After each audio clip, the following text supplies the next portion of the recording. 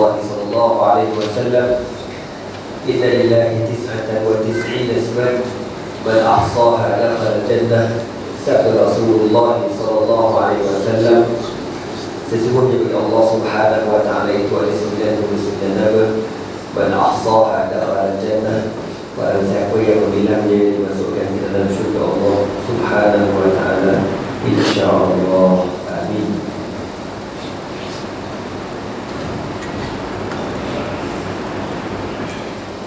Sambungan daripada hadis 28.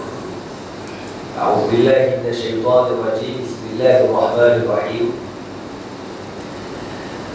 عن أبي نجيح العرباض بن سارية رضي الله تعالى عنه قال: وعظنا رسول الله صلى الله عليه وسلم موعظة بليغة وجلت منها القلوب وذرفت منها العيون، فقلنا يا رسول الله كأنها موعظة مودع كأنها موعظة مودع فأوصنا. قال: أوصيكم بتقوى الله والسمع والطاعة، وإن تأمر عليكم عبد حبشي فإنه من يعش منكم فسيرى اختلافا كثيرا، فعليكم بسنتي وسنة الخلفاء الراشدين المهديين، عضوا عليها بالنواجذ، وإياكم ومحدثات الأمور، فإن كل محدثة بدعة وكل بدعة ضلالة. رواه أبو داود والترمذي وقال حديث حسن صحيح. عن أبي نجيح العرباض بن سارية، daripada Abi Najih al-Irbad bin Sariyah radhiyallahu ta'ala anhu, beliau kata, wa'azana Rasulullah sallallahu alaihi wasallam mau'izatan balighatan. Satu hari Nabi sallallahu alaihi wasallam memberi peringatan kepada kami dengan satu peringatan yang amat mendalam. Wajilat minhal qulub, menyebabkan gemetar hati-hati kami mendengarnya. Wa zarafat minhal uyun, sehingga mengalir air mata kami mendengarnya. Faqulna, lalu kami berkata, ya Rasulullah, ka'annaha mau'izatu muwaddi'in, seakan-akan pesanan ini pesanan yang terakhir ya Rasulullah. Jadi sebelum Nabi cakap yang kita nak tegur ni, Nabi dah cakap macam-macam benda sampai sahabat ni sedih sebab macam-macam benda. Bila dah habis Nabi syarah cerita panjang tu, sahabat berkata, ya Rasulullah, seakan-akan pesanan kau ni macam pesanan terakhir je kan. Cara Nabi cakap tu macam Nabi dah tak lama dah nak wafat, macam tu lah. Maka sahabat kata, fa'awsina, maka wasiatkan kepada kami apa yang kami nak buat. Maka Nabi kata, usikum bitaqwallah, aku pesan kepada kamu dengan bertakwa kepada Allah. Wasami, dan kamu hendaklah mendengar. Wa ta'ati, dan kamu hendaklah mentaati. Wa in ta'ammara alaikum abdun habasyiyun, sekalipun ketua kamu yang dilantik ialah seorang hamba Ethiopia, orang kulit hitam kan, orang bekas, bukanlah lawa-lawa kulit putih belaka kan. Tapi ni kau punya ketua kulit hitam, sekalipun taat, dia kata, fa innahu, sesungguhnya, may ya'ish minkum, siapa yang hidup di antara kamu akan datang di akhir zaman, fasayara ikhtilafan kathiran, dia akan melihat khilaf yang amat banyak berlaku, dia perbalahan yang amat banyak berlaku. Bila berlaku khilaf macam ini, Nabi kata, fa'alaikum bisunnati, maka hendaklah kamu berpegang dengan sunnahku, wa sunnatil khulafa'ir rasyidin al-mahdiyyin, dan sunnah khulafa' ar-rasyidin, ya khalifah-khalifah yang diberi petunjuk oleh Allah, Abu Bakr wa Umar wa Uthman wa Ali radhiyallahu ta'ala anhum ajma'in, al-mahdiyyin, yang diberikan petunjuk ataupun yang memberi petunjuk. Addu, Nabi kata, gigit, alaiha bin nawajizi, gigit apa ni, benda ni, pegangan dengan geraham kamu, pada pegang Islam tu betul-betul, ikut apa yang kau ada tu betul-betul, gigit betul-betul.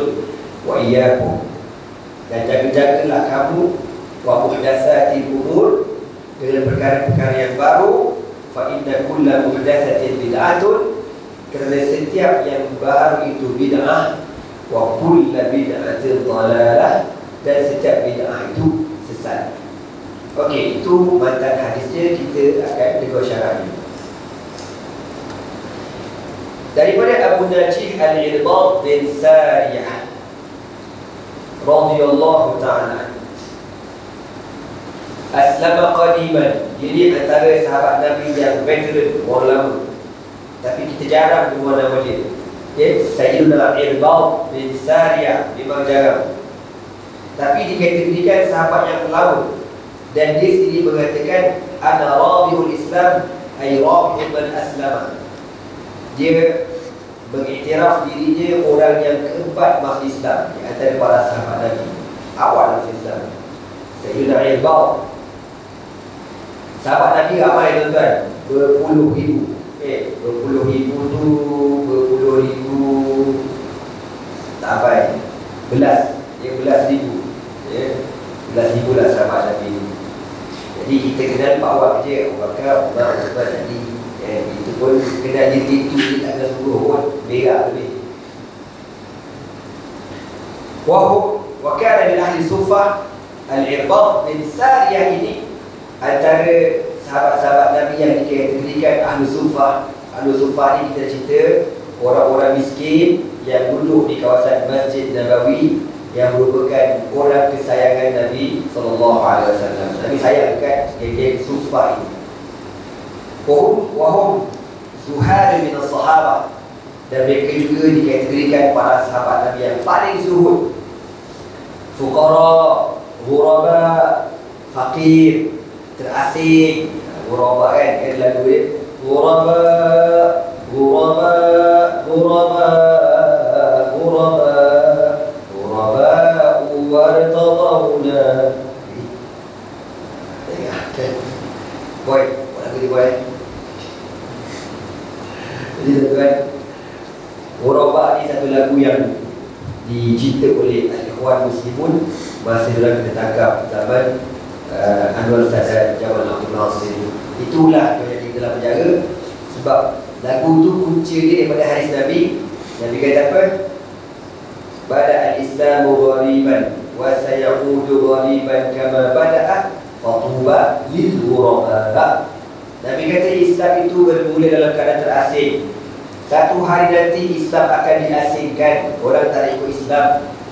Dalam keadaan macam tu Nabi kata fatuba lil ghuraba, maka beruntunglah orang-orang yang terasing ini. Jadi masa saya belajar dekat Syariah, bila Syekh baca, aku tak faham apa benda maksud hadis ni. Ke beruntung jadi orang terasing, makhluk asing ke benda ni? Maksudnya bila kita pegang Islam betul-betul, kita pertahankan Islam betul-betul, orang tak suka ke kita. Bila orang tak suka itulah kau orang paling beruntung, Nabi kata. Jadi sahabatnya Ghuraba, Al-Irbad tadi kategorinya Ghuraba, pasal datang dekat Madinah sehelai setinggal, orang asing, tak ada sedang mara, orang susah, melepek di dekat Masjid Nabawi tu, miskin. Kanu ya'muna ila suffati fi akhir masjid Rasulullah sallallahu alaihi wasallam, dan mereka tinggal di Sufah. Sufah kawasan lapang di kawasan Masjid Nabi, fi akhir masjid Rasulullah, maknanya di hujung. Kalau kita masuk sekarang kita pergi ke Masjid Nabawi itu, boleh tanyalah kat mana kawasan Ahli Sufah, ya. Wahia kama taqaddam makan mudhallal yabituna fihi wa kanu yuqilun wa yusirun. Di situ ada kawasan yang agak teduh. Para sahabat ini tidur dekat situ, kadang-kadang bertambah, kadang-kadang berkurang. Nazal Syam wa sakana Himus. Beliau akhirnya pindah ke Syam, Syria, dan tinggal di bandar Homs. Antara bandar Syria yang juga teruk dibom oleh tentera Bashar al-Assad. Semoga Allah Ta'ala memberikan kemenangan kepada Islam di Syria, insya-Allah. Amin. Insya-Allah tuan-tuan. Kalau ikut logik, kita dah lama menang dah ikut logik lah, ya. Tapi sebab Iran kan, yang tak putus-putus hantar tentera masuk ke Syria, hantar peluru campur Rusia, itu yang melambatkan. Itu hukum manusia lah, hukum Allah. Allah Maha Mengetahui. Beliau tinggal di Syria. Sebab tu saya cakap tuan-tuan, Syria ni banyak sangat kubur para sahabat Nabi. Ada lebih 10,000 kubur sahabat Nabi dekat Syria. Pakai baju lah, masa dia dah rasa sejuk-sejuk saja.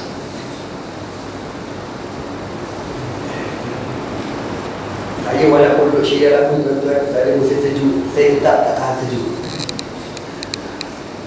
Sebab tuan-tuan tak sejuk, tapi saya lah Wa kana minal abidin al-baka'in. Beliau merupakan seorang yang kuat beribadat, baka'in, yang banyak menangis. Alladzina nazala fihim qawluhu ta'ala, yang Allah Ta'ala turunkan ayat kepada mereka. Wala 'alal ladzina idza ma atauka litahmilahum qulta la ajidu ma ahmilukum 'alaihi tawallaw wa a'yunuhum tafidu min ad-dam'i hasanan alla yajidu ma yunfiqun. Sahabat ni di zaman Rasulullah SAW dalam peperangan Tabuk, dia nak pergi perang. Dia nak pergi, tapi dia orang miskin. Jadi nak pergi perang ni kena ada kuda, kena ada unta. Dia mana ada kuda? Beli kuda pun tak ada tuan-tuan. Nak khabar miskin dia sahabat ni. Jadi nak pergi macam mana? Tabuk tu jauh, perjalanan dia makan masa 50 hari pergi balik. Sampai kalau kita tengok dalam sejarah, sahabat yang pergi perang Tabuk tu berkongsi seekor unta 5 orang. Bergilir-gilir, kau naik, aku turun, kau turun, aku naik, bergilir-gilir. Jadi dia ni, sahabat Nabi ni, Al-Irbad bin Sariyah ni, antara orang yang bagi nama nak pergi perang, bagi nama lawan. Sekali bila time bagi-bagikan kenderaan, kongsi, tak cukup, kenderaan tak cukup, orang ramai lagi. Akhirnya dia kata, minta maaf, tak boleh pergi perang. Bila tak boleh pergi perang, Nabi kata, yang Allah rakamkan dalam Al-Quran, wala 'alal ladzina idza ma atauka ta'bilahum, dan tidaklah ke atas mereka yang apabila dia datang kepada kamu wahai Muhammad ta'bilahum, dia minta supaya mereka pergi sekali menaiki kenderaan unta, kuda dan sebagainya. Qulta, lalu kau berkata, la ajidu ma ahmilukum 'alaihi, Nabi kata, minta maaf, kenderaan tak cukup, wang ramai. Akhirnya sahabat yang tak boleh pergi ni tawallau, mereka pun berpaling mana balik. Wa ayunuhum tafidu min ad-dam'i, dalam keadaan mengalir mata, tak boleh tinggal, nangis kita pandang hujung dah tak cukup kenderaan, kita lah saya itu baru fikir duit tak, tapi nak dekat pergi juga. Ni hebatnya sahabat Nabi radhiyallahu ta'ala anhum ajma'in. Kita ni pasal hari-hari dia ke dunia, semua ke dunia kan. Nak minta syahid pun tak pernah berani. Kadang-kadang bukan minta suruh amin. Tak boleh bunyi. Takut syahid, la haula wala quwwata illa billah. Aku bimbang besok dekat akhirat, syurga tu penuh dengan orang Syria, orang Palestin, juga orang Somalia gitu. Somalia kan miskin-miskin, fuqara. Nabi kata orang miskin akan masuk syurga 500 tahun lebih awal daripada orang kaya. Okay? Kita yang kaya ni macam tu. InsyaAllah. Jadi yang kita ni ada harapan, InsyaAllah. Dah jawab pun tak confident pun tengok. Kata apa dah kita dia. Sebab tu peluang masih hidup, peluang dia masih hidup ni, jangan kita sisihkan lah. Ada peluang bantu orang Syria, bantu. Peluang bantu orang, tak kira lah orang tu tak bantu. Nanti menyesal kita dekat akhirat, kenapa lah aku tak tolong orang. Tak payah menyesal lah. Wa kana bil mustaqina ila Allah, dia di antara orang yang teramat-amat rindu kepada Allah Subhanahu wa ta'ala. Yuhibbu ayyubadha ilaih, nak sangat, orang kata nak sangat nak cepat mati, bahasa mudah, nak mati cepat. Fakana yaqulu fi du'aihi, antara doa dia, Allahumma kabura sinni wa wahana asbi faqdudni ilaika. Ya Allah, umur aku dah semakin hari semakin tua, tulang pun dah berpuk dah tak ada, maka ambillah nyawaku ya Allah, ambillah nyawaku ya Allah. Macam tu. Akhirnya mata fi Syam, meninggal dunia di Syria sanata 75 pada tahun 75 Hijri, di zaman pemerintahan Abdul Malik bin Marwan radhiyallahu ta'ala anhum ajma'in. Wa marwiyatuhu ahaduha 30 hadisan. Hadis-hadis yang diriwayatkan sebanyak 31 hadis yang diriwayatkan daripada Rasulullah sallallahu alaihi wasallam. Okey, itu sedikit tentang latar belakang sahabat Nabi yang bernama Sayyidina Al-Irbad bin Sariyah radhiyallahu ta'ala. Dia tak sebut dia dekat mana kubur itu. Syam tu besar. Kalau ikut Syam tu Syria tu semua Syam Melaka. Tapi kalau dikecilkan Syam itu Damsyik, ibu kota Syria. Tapi kat mana Allah Nabi sebab banyak sangat kubur para sahabat kat sana. Qala,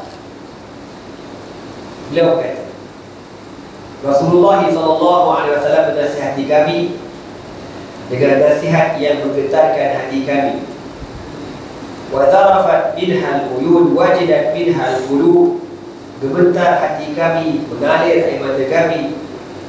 Jadi bila kita ni pernah menangis masa hidup, menangis tu, menangis ingat neraka, takut kepada dosa, ataupun sayang kepada saudara se-Islam kita, maka Nabi sebut dalam hadis, la yalijun nar man baka min khasyyatillahi azza wa jalla hatta ya'uda al-laban fi ad-dar'i atau fi ad-dir'i. Nabi kata tidak akan masuk neraka barang siapa yang menangis kerana takutkan Allah. Tak akan masuk neraka, Nabi kata orang menangis takutkan Allah. Tapi kalau menangis sebab kena kejoran ahlum, ada ini tuan-tuan. Dia menangis gaduh dengan lelaki, bini lari, menangis contoh kan, menangis kena buang kerja, menangis, itu tak edit. Nangis kena sakit, tak edit. Dia nangis kerana Allah, semata-mata kerana Allah. Nabi kata dia tak akan masuk neraka. Kalau dia nak masuk neraka boleh, dengan syarat susu yang telah diperah tu akan masuk balik ke dalam putih susu ni. Macam maknanya mustahil lah kalau kau dah perah susu, dia keluar ni mana boleh masuk balik dah. Nabi kata sampai macam tu sekali. Orang yang menangis kerana Allah ni, dia tidak akan masuk neraka. Dalam hadis yang lain sebut lagi, ma min qatratin ahabba ila Allah azza wa jalla min qatrati damin min khasyatillah atau qatrati damin uhdiqat fi sabilillah. Tidak ada titisan yang paling Allah suka kecuali titisan air mata yang takut kepada Allah, ataupun darah yang menitis di jalan Allah Subhanahu wa ta'ala. Ya, darah bekam tak ini tuan-tuan, darah orang berjuang jihad untuk la ilaha illallah. Bila kita ni, kita tak naklah minta pahala berjaya nak membela Nizari, tapi bila tengok orang syahid, kita mesti ada rasa perasaan untuk orang, ya, untuk. Tapi nak kata macam mana kepala otak kita ni kadang tak betul lah, dia bukan balancing, apa, alignment, ya. Bila tengok orang berjihad, orang berjuang, dia kata dia menggadas teroris. Kau tak tahu, kau tak kena, cuba kau duduk kat sana kau tahu, kan? Jihad ni benda fardu, ya. Kadang fardu ain, kadang fardu kifayatin. Quran pun sebut wa'iddu lahum mastata'tum min quwwatin wa min ribatil khairi tulhibuna bi aduwallahi wa aduwakum. Allah kata wa'iddu, siapkan, mastata'tum, apa yang kamu mampu, min quwwatin, daripada kekuatan kamu, wa min ribatil khairi, daripada tunggangan kuda. Jadi antara nak jadikan badan kita kuat, rajin tunggang kuda, bukan pantai kuda. Ya, naik kuda. Kuda ni kalau kita naik, kita punya badan ni semua akan bergerak kan. Urat-urat saraf belakang akan bergerak. Sebab tu sahabat Nabi mana ada sakit macam kita sekarang. Kita sakit macam mana tak sakit, duduk kursi sedar. Kau tengok ni, ada orang Jawa ni, ada apa benda tu kalau kita pakai macam dia spring, baik macam kan. Urat pun, urat kemantu macam tu, ekor macam tu yang sakit cepat mati. Sahabat Nabi sihat walafiat, dah pergi masjid naik kuda, balik masjid naik kuda, pergi keluar naik kuda, pergi kedai makan macam naik kuda, macam kan. Jadi kolesterol tak sempat melekat tuan-tuan, bergerak macam tu. Itu bagus naik kuda. Tapi kita dah tak ada. Sepatutnya kan, bila petrol naik ke posen ni, kita cukup kuda dah tuan-tuan. Jadi insyaAllah kita cuba lah, ya. Kita cuba. Cuma masalahnya Jalan tak sesuai untuk kuda lah, ladap takut kuda pula menggelosor. Tapi segi sihat dia memang sihat. Rasulullah SAW, sahabat-sahabat Nabi tak pernah sakit, ya. Orang Bakar dia radhiyallahu ta'ala anhu kena demam, dia ada semua mati syahid, kena bunuh gitu, ya. Mana pernah macam sahabat, ada sahabat Nabi SAW berdarah tinggi, ya. Ada sahabat Nabi SAW tu kena sakit jantung, bypass lagi Tuhan. Ada sahabat Nabi kena stroke, ada taubat haram tak jumpa sebab sihat, ya. Sebab tu Quran sebut wa min ribatil khayl, orang naik kuda kuat badan kau. Bukan naik kuda dekat emporium tu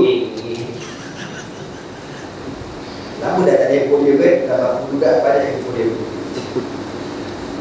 Okey, jadi darah yang yang mengalir di jalan Allah Subhanahu wa taala merupakan darah yang amat disukai oleh Allah Subhanahu wa taala. Cuma kita takut jadi kan. Padahal dia besar pahala. Qala Ka'ab al-Ahbar radhiyallahu ta'ala anhu, seorang sahabat Nabi sebut, wallazi nafsi biyadihi, demi Allah yang diriku berada di dalam kekuasaannya, la an abki min khasyatillahi ta'ala, apabila aku menangis kerana takutkan Allah, hatta tasila dumu'i ala wajhi, sehingga mengalir air mata dekat atas muka aku ni. Ahabba ilayya min an atasaddaqa bi jabalin min zahab, lebih aku suka daripada aku bersedekah emas sebesar bukit. Maknanya kalau dapat menangis kerana takutkan Allah itu lebih afdal daripada kau bersedekah emas sebesar bukit, ya. Susah nak nangis kerana Allah ni. Dulu zaman kita muda-muda mungkin senang kan, zaman-zaman hujan, zaman-zaman rasa banyak. Taklah, dulu senang betul. Betul je senang zaman-zaman muda lah. Tapi bila dah kahwin ni payah pula kan. Tak faham kan. Tadi senang, tak ada dosa banyak. Itu je lah jawapan yang paling baik. Hati dah keras. Okey, sebelum masuk syarah kepada hadis lagi, masih ada lagi tentang bagaimana nak menghasilkan hati yang takut kepada Allah ni. Ada satu cerita. Wa hukiya annahu lamma ja'a Abu Hafs al-Kabir min al-Iraq ila Bukhara. Diceritakan ketika datang seorang ulama bernama Abu Hafs ke Iraq. Dia datang daripada Bukhara dekat Samarkand. Ijtama alaihi ahluha wa talabu minhu an yaqra' darsan fa ajabahum. Lalu penduduk-penduduk Bukhara ini minta supaya Abu Hafs ini mengajarkan kepada mereka ilmu. Pada dia ulama besar datang daripada Iraq ke Samarkand, ke Bukhara itu asal usul kampung Imam Bukhari. Lalu penduduk kawasan Bukhara ini minta supaya ulama ini mengajarkan mereka. فزينوا له المسجد ووضعوا له سريرا فلبس لبس القضاة. Lalu orang kawasan Bukhara pun siap-siap nak buat program untuk ulama ni. Dia pun hias masjid lawa-lawa, siapkan tempat syekh nak mengajar kan, Syekh Suara Tari. Dia pun siap-siap lah nak pergi mengajar. Masa nak keluar pada rumah tu, bini dia tanya, faqalat lahu ra'atuhu ila aina tadhhab, abang nak ke mana? Faqal li'a'idhan nas, sambil dia kata abang nak pergi ajar dah ni, nak bagi peringatan dekat orang-orang Bukhara. Faqalat, apa bini dia kata? Hal 'amilta bima 'alimta hatta takhruja ila an-nas fata'idhahum. Abang nak ajar orang yang abang dah beramal ke belum? Oh, soalan. Abang nak ajar ke orang ni, abang dah beramal ke belum? Supaya orang sedar, abang tu dah sedar ke belum? Soalan ni bina pun tak pernah tanya aku lagi setakat ni. Kalau ada smack down, kantoi tobat tak lepas. Contohlah kalau tanya aku nak keluar kan, bina aku kata, abang nak ngajar surah Islam tu, abang dah beramal ke belum? Sekali aku risau, masa abang tak beramal lagi, tak datang pula suami 3 bulan tak. Mana pula tak tersyukur kan? Tapi orang dulu memang macam tu. Ini bukan cerita yang pertama saya baca, banyak cerita dah saya baca. Biasa memang macam tu lah. sama ada bini dia sound ke dia ataupun dia sendiri sound ke diri dia. Fakal, bila suami dia bila macam tu, suami dia jawab, Romaiti ni bisa minafis. Awak ni, awak cakap macam tu seakan-akan awak memanah ke arah saya dengan panah yang cukup tajam. Masuk dalam hatinya. Wa kharaja ila an-nas wa sahabihim. Tapi jenis suami baik, dia tak kata, sedap-sedap mulut awak cakap saya ngajak budu. Rumah je lah, buang sambal, tak ada. Bagusnya suami yang soleh, isteri pula yang solehah. Ini basic isteri yang berhati, monitor lelaki. Tengok kiamulai macam mana. Tak payah lah banding kita dengan ulama dulu. Ulama dulu kalau silap buat silap lah. Ada benda yang dibuat, benda yang tak elok pada waktu siang. Dia orang takkan tidur malam tu. Dia akan duduk ramai-ramai, keluarkan buku cek harian, amalan harian. Contoh ya. Hari ini sepatutnya dia berzikir subhanallah wa bihamdihi subhanallahil azim sepatutnya 1000 kali sepatutnya. Rutin itu. Sekali kurang, ya, tak sampai 1800, dia ada denda dia. Sebelum tidur, denda baca 2 juzuk Al-Quran. Nak baca lah. Sebagai nak Allah 200 yang zikir yang tertinggal. Cek alamak. Biasa sembahyang duha 8 rakaat. Bagi itu 4 rakaat aja buat, 6 rakaat aja, ya, tak sempat dah nak buat yang lagi dulu. Kena denda lagi. Dan maka sebagai balasan sebab kau tak buat duha 8 rakaat, kau kena tambah lagi 2 juzuk Al-Quran. Kita ni tak payah 2 rakaat duha pun kadang jumpa, kadang ingat. Sabar je. Tapi rezeki tak murah. Jadi bila bini dia kata macam tu, dia pun keluar, orang ramai dah tunggu dah kat masjid nak belajar ni kan. Apa dia kata? Insarifu. Wahai orang-orang kampung sekalian, balik ke rumah. Fa inni wajadtu fi dari mu'alliman ahtaju ila ilmihi. Sebab dekat rumah aku ada seorang tok guru yang lebih alim daripada aku. Aku perlukan ilmu ni. Bini dia kata. Orang kampung pun pergi balik rumah kan. Wa maka saya'budullah wa yastaqbilul ilma 3 sinin. Dengan sebab pesanan bini dia tu, dia masuk rumah dia dan beribadat kepada Allah, tak keluar-keluar, bermunajat, berzikir selama 3 tahun. La ilaha illallah. 3 tahun berapa? Bukan 3 jam, bukan 3 hari, 3 tahun tak keluar. Nak bersihkan hati. Falamma tamat, selesai 3 tahun membetulkan niat, membetulkan hati ni. Ini panggil apa? Uzlah. Uzlah ni bagus tuan-tuan, ya. Imam Ghazali pun suruh dalam kitab fiqh dakwah pun ajar macam tu. Orang-orang mengajar macam aku ni, dia mesti ada beruzlah. Paling tidak sebulan sekali, paling bagus 1000 sekali. Nak berapa lagi tiap-tiap hari. Ya, uzlah tu maknanya ialah bagi malam lah tu. Bagi malam kan, sunyi kau fikir balik daripada pagi sampai ke malam. Buat apa? Betul tak aku mengaji macam biasa? Contohlah mengaji. Kau pergi belajar kau buat apa? Kau stay kelas kan?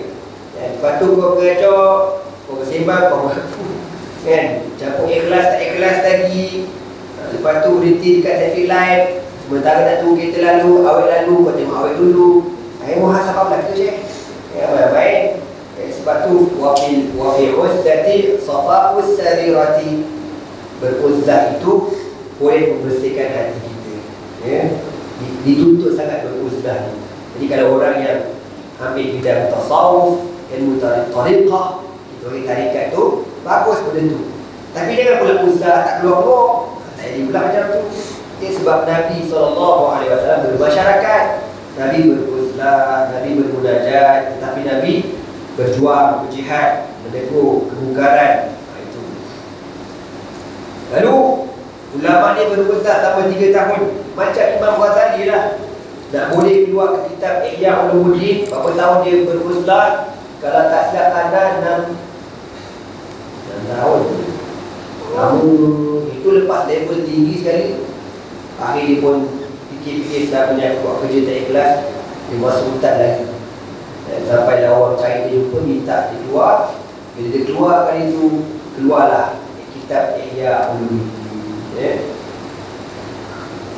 Falamma tamat, bila habis 3 tahun, ijtama'a an-nas ilaihi wa sa'aluhu ayat. Jadi bila dia keluar tu, orang pun tahu, Syekh dah keluar dah, Syekh dah keluar dah.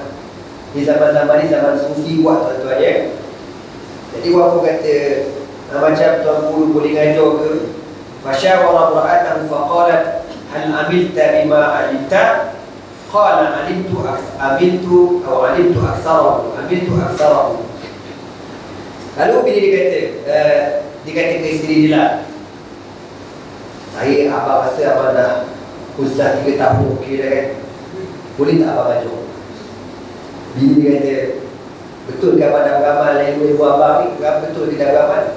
Rasa-rasanya kebanyakannya lah, mana hati kita bersih kan, tak ada dah syubhat-syubhat, InsyaAllah kebanyakannya macam tu. Bini tanya satu soalan, hal ta'rif li nafsika khasman? Sepanjang-panjang abang hidup ni, abang ingat abang ada musuh tak? Ada tak orang-orang yang pernah bergaduh dengan dia? Fatafakkar. Lagi dia berfikir, siapa pernah gaduh? Baru teringat. Maknanya dia orang baik ke? Buat dia tak ada. Kita macam ni, ramai sangat ya. Haji tu, haji ni, haji tu, haji.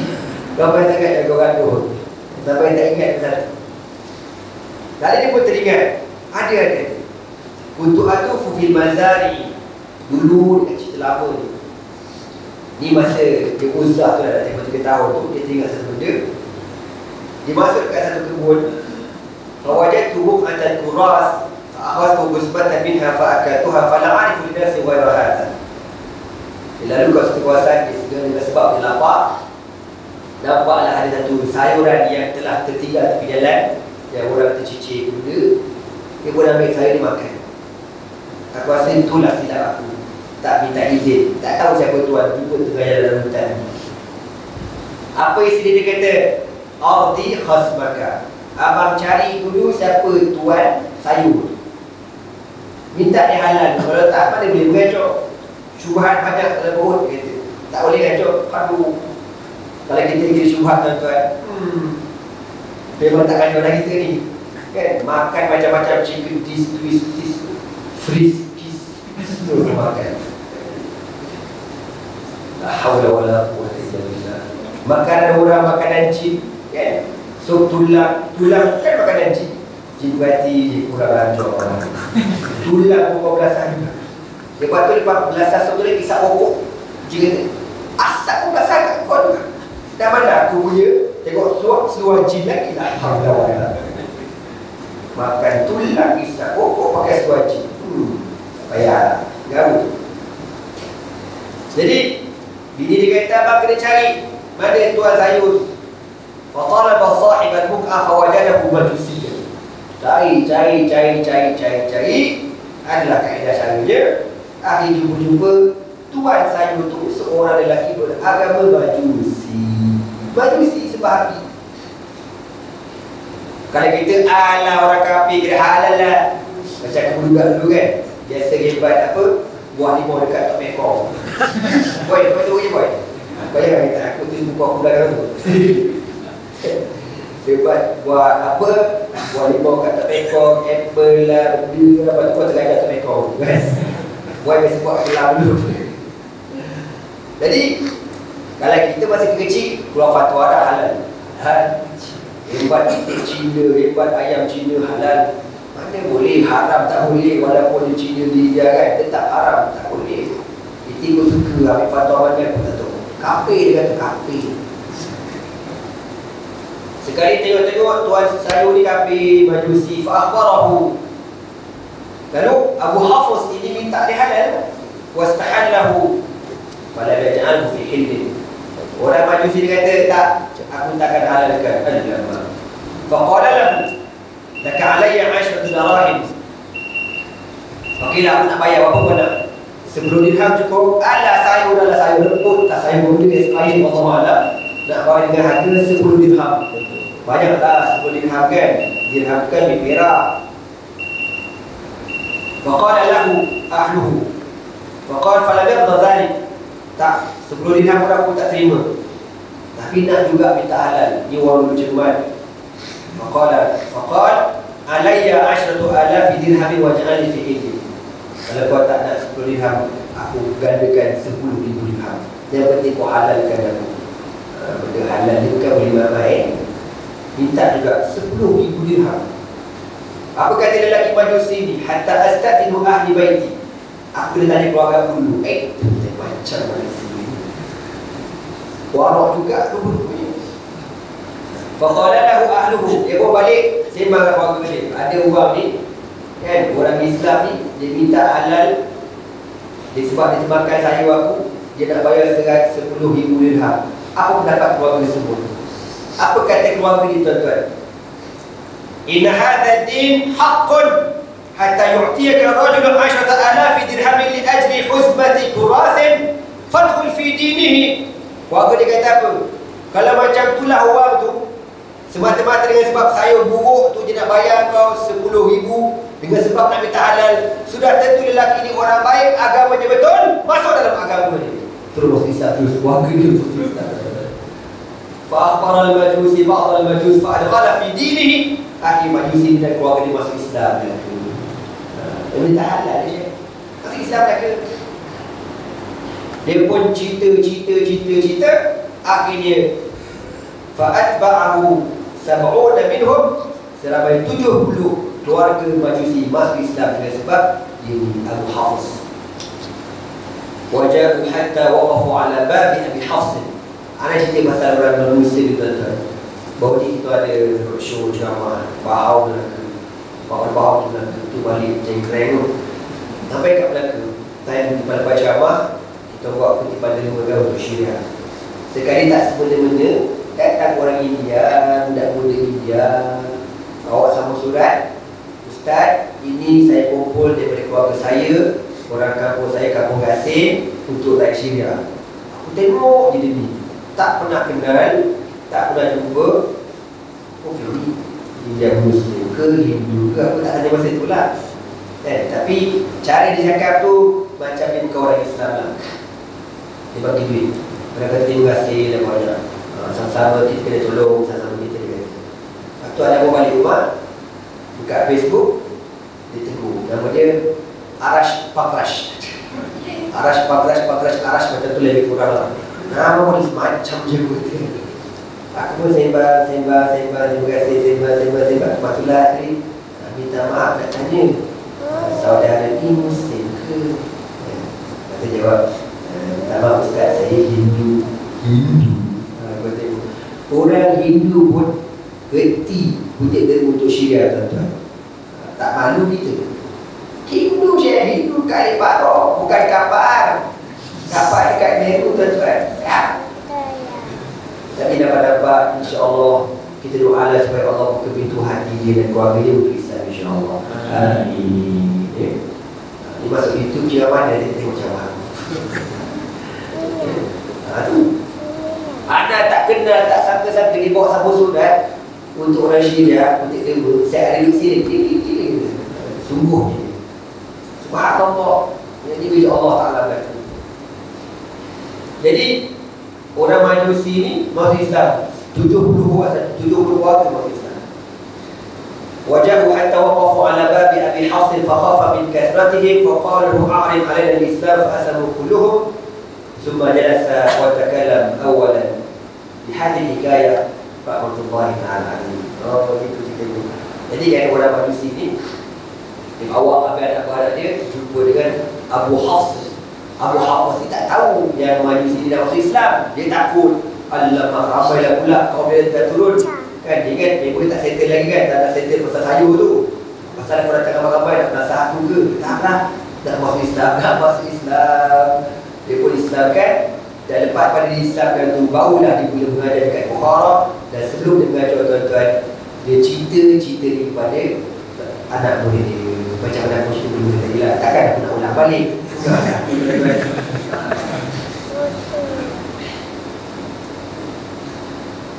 وقيل لأبي القاسم الحكيم ما بال علماء زماننا la tatta'idu an-nas bi mawa'izihim kama kana as-salaf. Ditanya kepada seorang ulama, Abul Qasim Al-Hakim, kenapa ulama zaman kita ni kalau bercakap dah tak ada kesan dah. Di zaman orang tuan-tuan, bukan zaman kita 2013. Di zaman-zaman lama-lama, zaman Astro tak ada, zaman internet tak ada, unified handphone, bina pampers semua tak ada lagi zaman itu. Ya, zaman maksiat payah nak terima maksiat. Zaman tu pun dah ada dah orang cakap. Kenapa ya ulama-ulama zaman kita ni kalau bercakap manusia tak ada kesan? Apa kata? Tak macam ulama-ulama zaman dulu, ulama zaman Nabi dulu, ya, ataupun zaman tabi'in, tabi'in. Faqal, apa kata Abul Qasim Al-Hakim, inna ulama as-salaf kanu ayqazan wa an-nas niyam fayunabbih al-ayqazu an-niyam. Orang dulu, ulama dulu ayqazan, sentiasa berjaga. Jaga tu maksudnya bukan tak tidur, maknanya fikir akhirat tak putus. Akhirat, fikir akhirat tak putus. Dan orang awam tu tidur, lalu mereka mengejutkan orang yang tidur ni. Hei, sedar sikit, sedar akhirat, sedar. Lalu dia terjaga. Itu orang dulu. Wa amma ulama zamanina, ada ulama zaman kita pada hari ini, niyamun wal khalqu mauta fa kaifa yunabbihu na'imul mayyit. Ada ulama zaman sekarang tidur belaka dan orang awam mati terus. Macam mana orang tidur boleh kejut orang mati? Dia memang tak ada harapan. Macam tu, boleh faham? Ke kurang faham ni? Payah sangat nak faham. Aku ni tidur, tuan-tuan mainan. Macam tu lah bahasa dia. Lepas tu tak tahu cakap pukul benda. Tapi jangan pula langsung tak cakap, langsung tak boleh lah macam tu. Kena berubah lah, ya? Berubah dia baik. Anak ni pun tengah berusaha nak jawab baik, tuan-tuan. Berusaha, insya-Allah. Tuan-tuan tolonglah doa, ya. Tolonglah pintu aku. Amin tu murah, musim pun tak sampai ke tuan-tuan.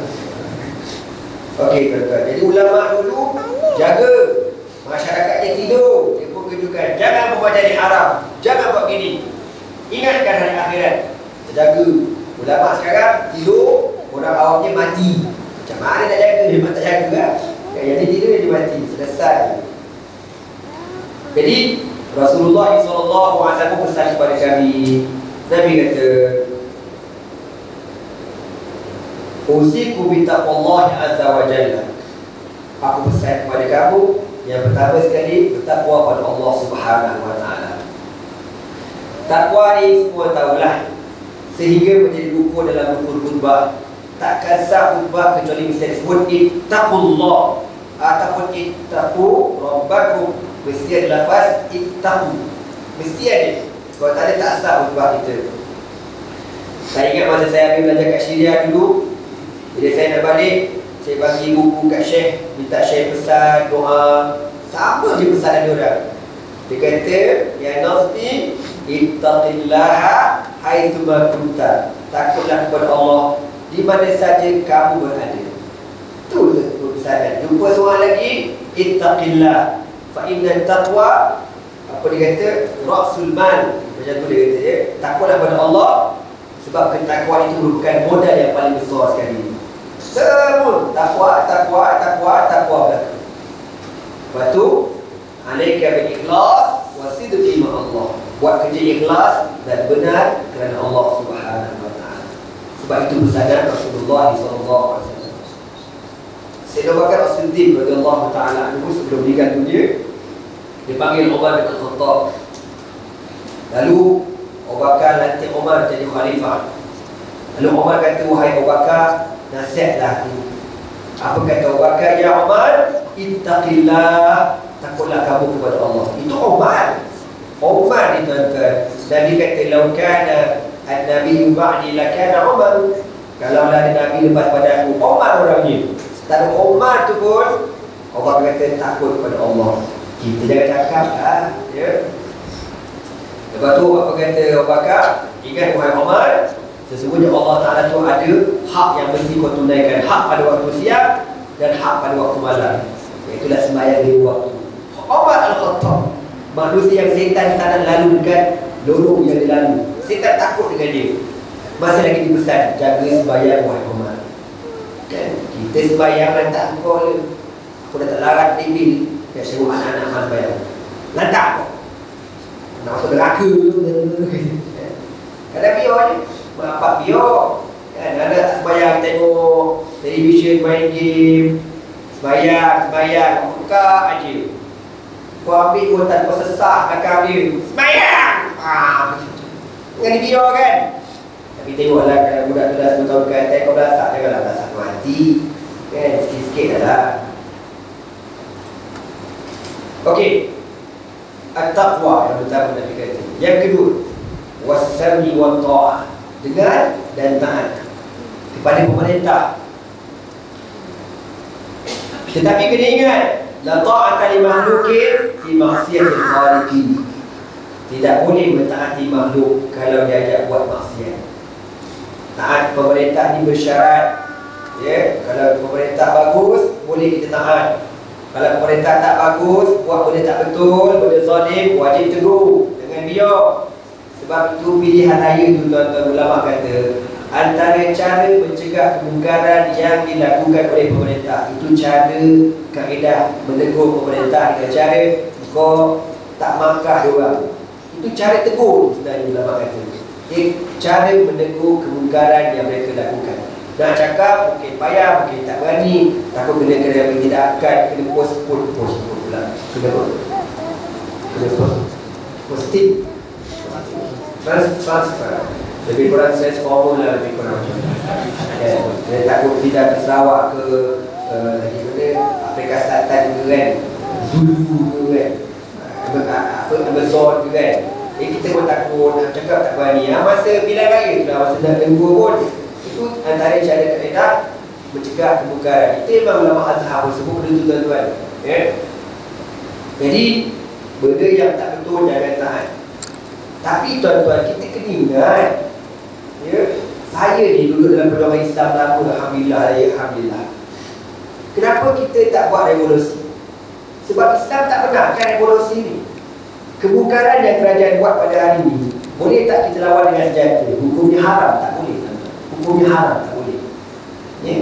Sebab tu kalau ada orang nak buat guling kerajaan, tak betul, tak betul. Mana kau tak mengaji, kau bodoh, kau kena mengaji.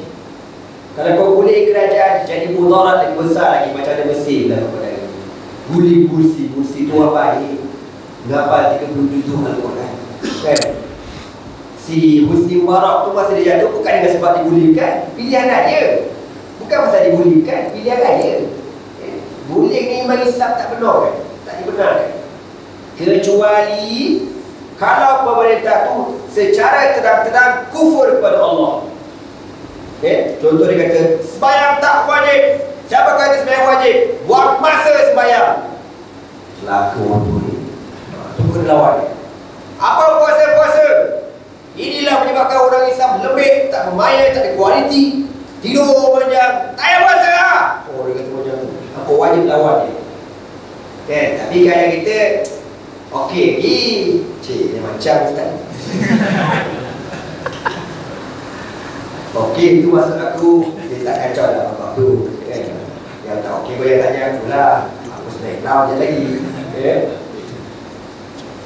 Jadi wajib cegah kemungkaran, tapi tak boleh kita buat revolusi haram, tak boleh. Tapi yang kat Syria tu kafir. Rakyat ditangkap, dibunuh, dihalalkan darah rakyat, dihalalkan darah manusia, ini hukumnya haram. Haram. Kan apa kata Nabi SAW? Iyyakum, jauhilah kamu daripada az-zulmu. Kan, jangan buat kezaliman. Di Syria bukan sikit-sikit sembelih orang, menghalalkan darah orang Islam. Itu dah tahap habis, ada benda lah. Askar tangkap sebut la ilaha illa Bashar, tidak ada Tuhan yang disembah kecuali Bashar Assad. Kau nak kata beriman apa lagi? Tak ada dah, tak ada sekarang. Itu yang kena lawan. Sampai sekarang lawan. Kita tak boleh buat macam tu pasal ajak dia dengar.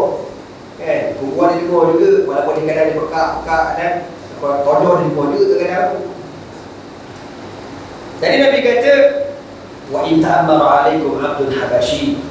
Sekalipun ketua yang dilantik itu seorang hamba Ethiopia. Dalam hadis yang dia kata, sekalipun kepala dia macam kepala zabib ni apa tu? Kismis. Rambut dia macam lentik-lentik gitu kan.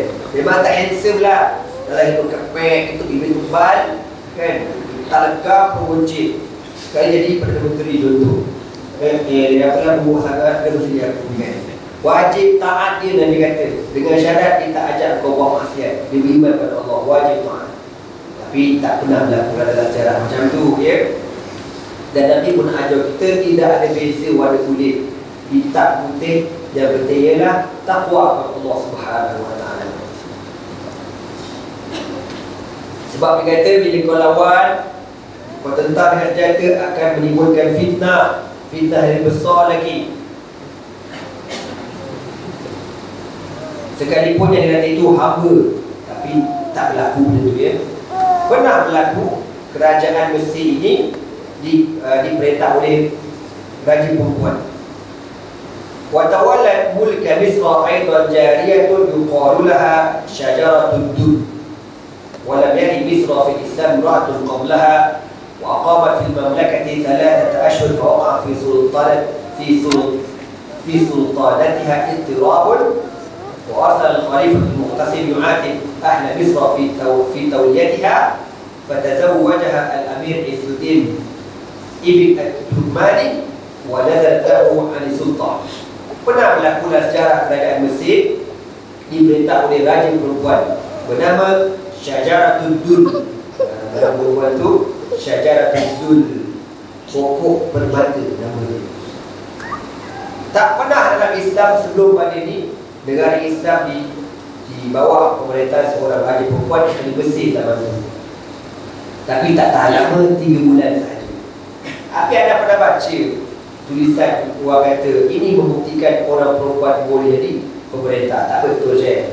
Orang perempuan dia boleh jadi hakim. Hakim boleh, tapi nak jadi ketua negara tak boleh. Ya, sebab ketua negara ni benda besar. Kalau ketua negara je tiba-tiba dia mengadu macam nak bawa produk dia guna masyarakat lagi ni, nak nanti sekolah nak itu nak ini kan. Contohlah contoh bukan masalah dengan itu, tapi dia tak layak sebenarnya. Dia boleh pegang jawatan lain tapi jangan jadi ketua negara. Nak jadi YB boleh walaupun kita tak galak sangat sebab perempuan ni aurat, dia pergi mana-mana aurat. Kalau dia nak bergerak kulit dia itu dia wajib jaga aurat dia. Kalau jadi YB biar perlu dia labur, berubah dia labur, pergerakan terbatas. Tapi kadang-kadang je lah di zaman ni perempuan pun nak masuk juga bertanding. Tak apa, jaga hukum. Tapi dia jadi raja tak lama, 3 bulan. Dengan sebab jadi pergolakan dekat negara dia, orang tak puas hati, akhirnya dia letak jawatan dan dia berkahwin dengan seorang raja yang lain. Bila dia kahwin kat sini, dia kata kat sini, asal perempuan ni daripada hamba kepada Raja Najmuddin Ayyubi. Lepas tu dia dah besar, dia dibebaskan. Asalnya hamba. Lepas tu dia dibebaskan duduk kat istana, tak macam mana, jadi kayak permaisuri, jadi raja lah. Jadi raja. Lepas tu berkahwin dengan Izzuddin dan dia pun letak jawatan. Lepas tu Izzuddin ni nak kahwin dengan perempuan lain, nak pasang cawangan lah tu. Fa'amarat mamalikaha faqataluhu hanqan bil hamam. Lalu raja perempuan Syajaratud Dul ni beritahu lelaki nak pasang satu cawangan. Dia dah dapat maklumat, dia pun suruh hamba-hamba dia supaya bunuh lelaki dia. Lalu lelaki dia dibunuh, dia digantung dalam air mati. Lalu bila tahu dia dibunuh suami dia ditangkap dan akhirnya dia pun dibunuh juga, mati pada tahun 655 Hijri. Ya, seorang raja perempuan bernama Syajaratud Dul, pokok permata. Rupanya ada sejarah itu. Okey, Nabi kata sesungguhnya para siapa yang hidup lepas pada aku ini akan melihat khilaf yang amat banyak akan berlaku. ikhtilafan syadidan min al-fitan wal bid'ah. Jadi khilaf ni banyak berlaku sekarang ni tuan-tuan. Fitnah besar yang kita pernah cerita dan tuan-tuan mungkin pernah dengar, mungkin tak pernah dengar tentang fitnah akhir zaman kan. Rasulullah SAW sebut dalam hadis, Nabi kata yaumul malhamatil kubra, yaumul malhamatil kubra fustaqul muslimin fi ardin yuqalu laha Mutah fiha madinatun yuqalu laha Dimashq khairu manazil mu'min yawma idzin wa fi riwayatin khairu manazil Syam. Nabi kata akan berlaku peperangan yang besar, akan berlaku peperangan yang besar. Maka bila berlaku peperangan yang besar itu Nabi kata fustaqul muslimin, tempat perhimpunan orang Islam yang paling besar, fi ardin, di sebuah lokasi, yuqalu laha Mutah, dikatakan nama tempat itu Mutah. Kalau tuan-tuan search dekat Google, G-H-U-T-O-H, Mutah, tuan-tuan akan tengok dia pergi ke Syria. Kalau ikut Arab dia Ghin, Waw, Ta, Ta, Mutah. Kemudian Nabi detailkan lagi dekat mana Mutah itu. Fiha madinatun yuqalu laha Dimashq. Di situ ada di sebuah bandar bernama Damsyik. Sebaik-baik tinggal orang mukmin ketika itu. Jadi tuan-tuan, sekarang ini peperangan yang berlaku di Syria, tempat yang paling baik di mana? Di Mutah, Dimashq. Ya. Tuan balik kita tengoklah dekat Google, search jangan buat dia. Dia buka tadi bila lain. Apa tu? Mudah.com. Cek rumah lah, cek itu lah. Tak payah tukar rumah, tak payah jual kereta, nak kiamat dah kita ni. Dia bujang-bujang tak kahwin. Simpan je duit tu. Spare, standby mesti nampak. Tak lama kiamat, alhamdulillah. Okay? Sebab kita dah berada di akhir zaman. Betul Nabi kata tu, peperangan sekarang berlaku dan akan berlaku peperangan yang besar lagi. Orang putih pun seorang lama dah beli. Orang putih panggil Armageddon. Armageddon. Tuan-tuan tengok cerita tu kan? Jangan datang aku. Wah, awak sangat tuan. Boy, ada lagi DVD ke kau. Armageddon tu nama Armageddon dalam bahasa Arab. Nabi kata akan berlaku peperangan besar. Tempat perhimpunan dekat Syria, dekat Mutah, Damsyik. Mutah ni tuan-tuan, kebun besar. Kebun besar mengelilingi kota Damsyik. Jadi kami sekarang dengan NGO Muslim Care dalam projek pembinaan kilang roti dekat dalam tu tuan-tuan. Kilang roti itu bernilai lebih kurang 300,000 duit kita. Tapi kita buat dalam tanah. Kita buat ke atas kena bom. Paksa disuruhkan lokasi kilang roti. Jadi kalau tuan-tuan nak terima, boleh masuk dekat saya punya Facebook, ya, Ustaz Nazmi Karim Original. Situ ada account Muslim Care. Tuan kena bagi, tak malu ke Hindu kat Melaka. Kena bagi seluruh bercakap. Sebab ini tempat yang Nabi sebut tau. Bukan aku nak buat kilang roti dekat Tanjung Karang, bukan. Bukan aku nak buat kat Batam Bintai. Aku nak buat dekat ni Mutah Dimashq, Nabi kata. Di situ tempatnya. Kita nak pergi tak mampu, wajib tolong. Jadi ini kerjasama Muslim Care dengan NGO dekat situ, nama Abrar Syam. Abrar Syam ni yang recommend dekat anak tu guru anak, nama Syekh Faiz Awad. Dia nak datang InsyaAllah 26/10 nanti. Sempatlah tuan-tuan kumpul duit bagi dekat aku, nak bagi ke Syekh, nak boleh buat kat sana terus. Jadi kalau tuan-tuan nak nombor akaun, masuk kat Facebook anak ada nombor akaun. Okey, Nabi sebut lagi, la taqumu sa'atu hatta tadhilaru bil a'maqi aw bidabiqi. Nabi kata tidak akan berlaku kiamat sehingga tentera-tentera Rom akan masuk ke al-a'maq ataupun dabiq. Kalau balik nanti search dekat Google DABIQ. DABIQ. Tuan-tuan tengok dekat mana dapati, dekat Aleppo, utara Syria, arah utara nak ke Turki. Di situ ada pesisiran laut, pesisiran pantai. Kemungkinan besar wallahu a'lam berdasarkan hadis Nabi SAW, kalau betul lah Amerika, NATO dan sebelah Syria, tentera laut akan masuk ke situ tuan-tuan. Nabi kata tidak akan berlaku kiamat sehingga tentera Rom akan masuk ke kawasan itu. Bila masuk kawasan itu, kiamat dekat. Dekat tu macam mana? Bukan kerja aku jangan tu Ustaz tu. Dekat tu bila Ustaz pagi lagi. Kau jangan dapat soalan bid'ah. Itu kerja Allah SWT. Ya. Dan kita pun bukan kerja kita nak tunggu kiamat. Bukan kerja kita nak tunggu Imam Mahdi. Bukan kerja kita nak tunggu Nabi Isa turun. Bukan kerja kita. Allah tak pernah suruh, Nabi pun tak pernah suruh. Tunggu-tunggu, tak ada. Yang disuruh, maza a'datta laha, apa yang kau siapkan diri kau untuk menghadapi kiamat, itu yang disuruh. Amalan kau macam mana, sembahyang kau macam mana, sedekah kau macam mana, zikir kau macam mana, qiyamulan kau macam mana. Itu yang Nabi suruh. Nabi tak suruh tunggu. Tapi kalau kod rezeki kita bertemu, sabarlah hadapi benda tu. Bila berlaku tentera roh NATO ni masuk dekat Dabir, Nabi kata Allah akan menghantar mujahidin daripada Madinah. Madinah ni bukan daripada Madinah Munawwarah, Mekah Madinah tu. Madinah itu dimasukkan daripada Damsyik, daripada Wuta itulah keluar mujahidin akan berperang kat situ. Jadi Syria ni tuan-tuan, Syria ni merupakan tumpuan akhir zaman. Dia akan berlaku peperangan besar dekat situ. Kemuncaknya ke Palestin. Kemuncaknya bila keluar Dajjal, Nabi Isa pun turun, siap lah. Bila Dajjal dah keluar, tunggu masa Nabi Isa turun. Nabi Isa turun, dia akan sembahyang subuh di Masjid Al-Umawi, diimamkan oleh Al-Imam Al-Mahdi dekat tengah-tengah pada Syria tu.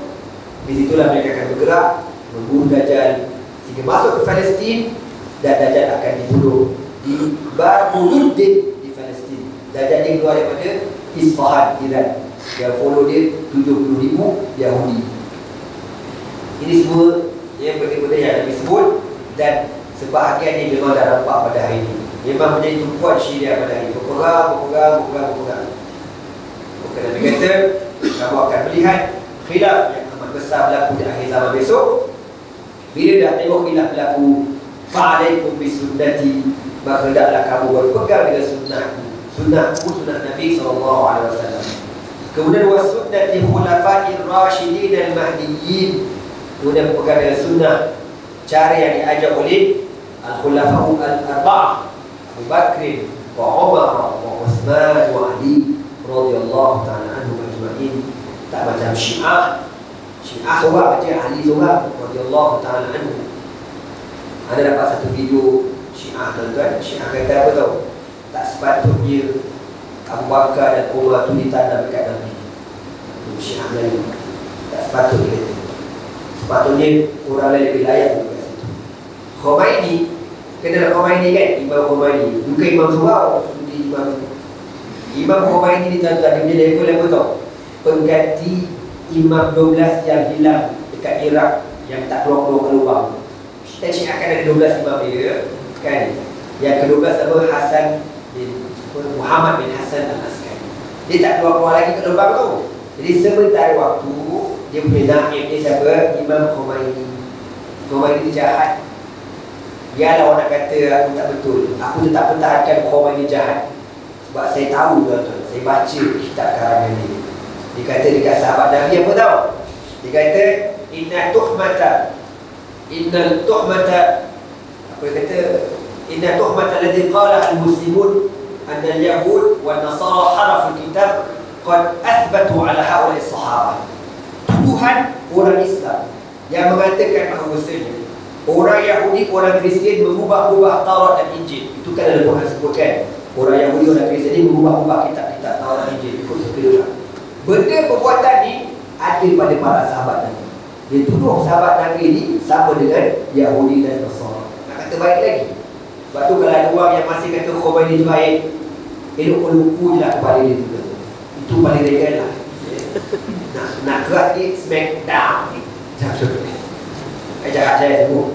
Cukup lah, aku dah kena tipu, cukup lah. Alhamdulillah. Yes. Jadi tuan-tuan, fitnah akan berlaku lagi.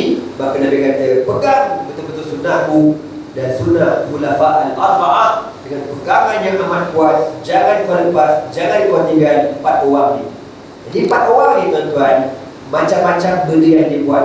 Ada benda yang Nabi tak buat tapi mereka buat.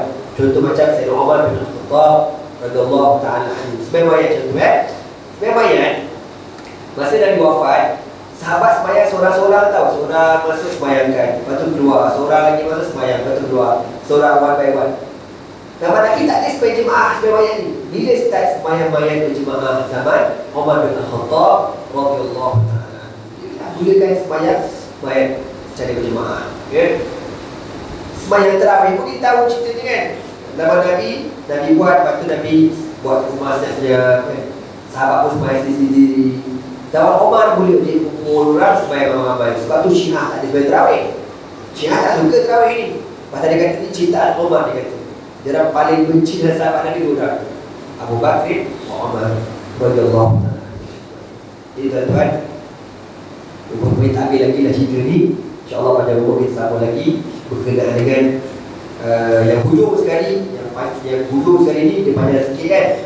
Wa iyyakum muhdatsatil umur, jaga-jaga kamu dengan perkara-perkara yang baru berkaitan dengan bid'ah. Jadi bid'ah ni saya umumnya bukan semua sesat. Bid'ah ada dua, hasanah dan dhalalah. Dan hasanah ni apa, bid'ah dhalalah, bid'ah sesat, dan bid'ah yang hasanah yang baik. Ya, ini yang disebutkan dalam karangan seorang ulama dengan Sultan Ulama Al-Izz bin Abdul Salam. Ada 5 bahagian bid'ah, bukan satu aja. Setengah orang kata bid'ah sesat, bid'ah sesat. Kau tak ngaji dia. Sebab dalam kaedah usul fiqh kata ma min amin illa wa khussah, tidak ada benda yang umum kecuali mesti ada dikhususkan. Nanti kita akan cerita panjang insya-Allah pada pertemuan akan datang. Wallahu a'lam bishawab. Aqulu qawli hadza wa astaghfirullah li wa lakum. Wassalamu alaikum warahmatullahi taala wabarakatuh.